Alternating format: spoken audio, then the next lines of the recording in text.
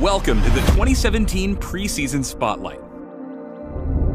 Assassins aren't the only ones getting changes this preseason. This spotlight is about all the other changes hitting the Rift. Plants are bringing new life to the jungle, and we've got a suite of changes to stealth, as well as armor pen and support items.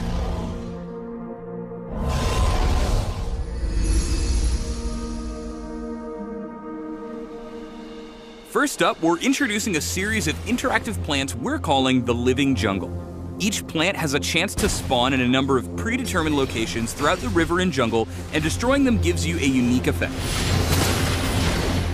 Blast cones only grow in the jungle's quadrants, knocking away any nearby units when destroyed. They're useful for creative getaways following a successful invade, or simply hopping over jungle walls.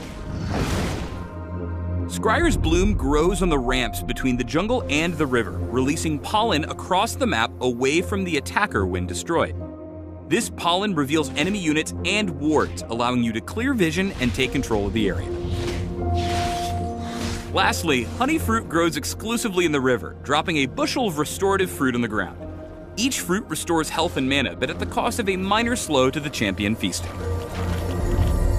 Taking a look at the rest of the jungle, we've decided to remove the bonuses from smiting monsters. These buffs did a lot of good, especially in the early game, but weren't holding up as interesting choices to make throughout the game. For the many junglers who relied on specific buffs to clear, we've made a tuning pass to the jungle's inhabitants, and added a heal to smite to help make ends meet in their absence. Finally, we've made some minor changes to the camps to accentuate their beautiful personalities. You'll find more baby raptors and krugs to fight, Gromps developed an attitude problem, and the little bufflings that used to live with red and blue have grown up and left the nest.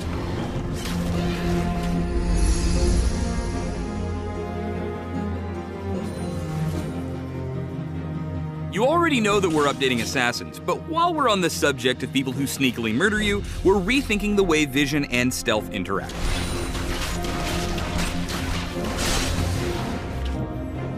Stealth can now be divided into two categories, invisibility and camouflage. Invisibility is the stealth you're used to. While invisible, enemies can't see or target you until the effect ends. Camouflage is the alternative version of stealth.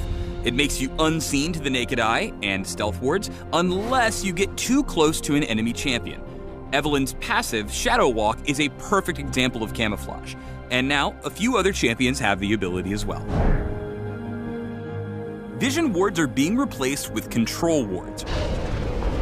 In addition to granting vision, control wards reveal and disable enemy wards and traps, helping you clear and control an area as long as you're willing to defend it. Control wards will reveal camouflage champions, but will not reveal invisible ones.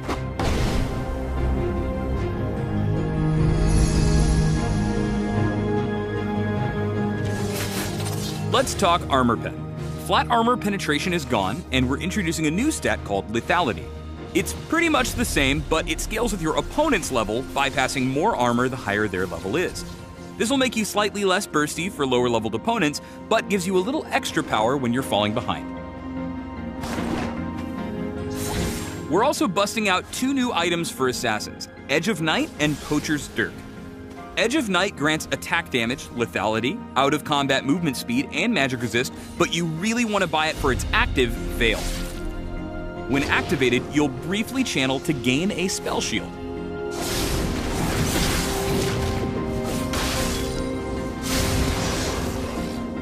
The other new item is the jungle-focused Poacher's Dirk, which transforms into a full-blown serrated dirk after you've stolen enough large monsters from the enemy's jungle. We're also adjusting a few other assassin items. Duskblade now grants lethality and out-of-combat movement speed, and it's trading its old passive in for two new ones, Blackout and Night Stalker.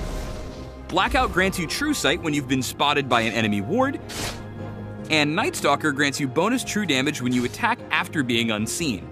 It's the perfect tool for turning the lights out and then turning their lights out.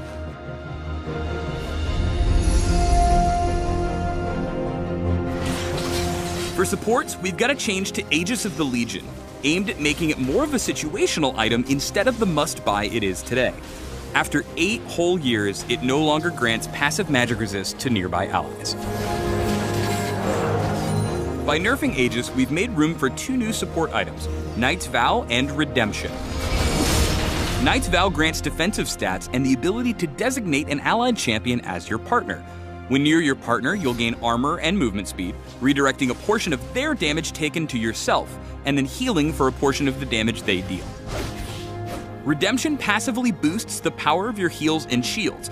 It also comes with an active effect that lets you target any area on the map. After a delay, it heals allies and damages enemies in that area. You can even cast it while dead. No, really, you can do that.